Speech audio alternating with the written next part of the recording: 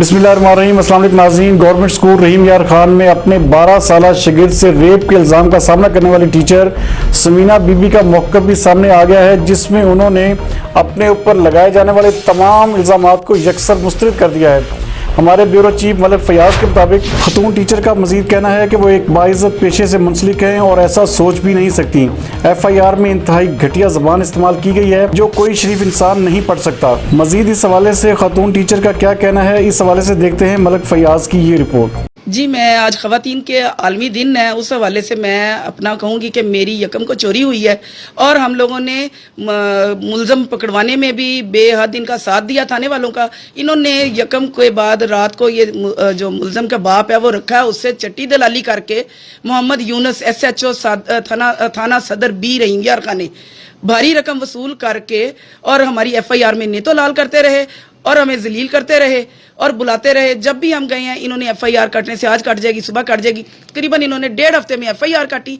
काटने के बाद जो मेरे मुजरम थे मोहम्मद ज़ुहैब, शोएब मंजूर और फिरोज़ मंजूर, वो आज के दिन में उन्हें मेरे आगे मुद्दई बना दिया गया है और इतनी रफ और बेहुदा किस्म की कि मैं बता भी नहीं सकती कि जो मेरे पर इल्ज़ाम लगे हैं। एक गैरतमंद इज्जत वाला बंदा अपनी आंखों से पढ़ना भी गवारा नहीं करता कि जो इन्होंने वो लगा के मेरे खिलाफ FIR काटी है क्रॉस वर्जन में। क्या ये पंजाब हुकूमत के मुंह पे थप्पड़ नहीं है?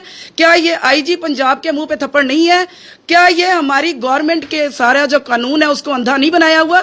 क्या आगे सलाहुद्दीन का केस इनके लिए थोड़ा था बाकी था कि जो अब ये मुझे रौंद रहे हैं? खुदारा मुझे वज़ीर आला पंजाब से मैं अपील करती हूँ और इमरान खान साहब से अपील करती हूँ कि अल्लाह ने हमें अच्छा हुक्मरान दिया है, ऐसी काली भेड़ों का खात्मा करें।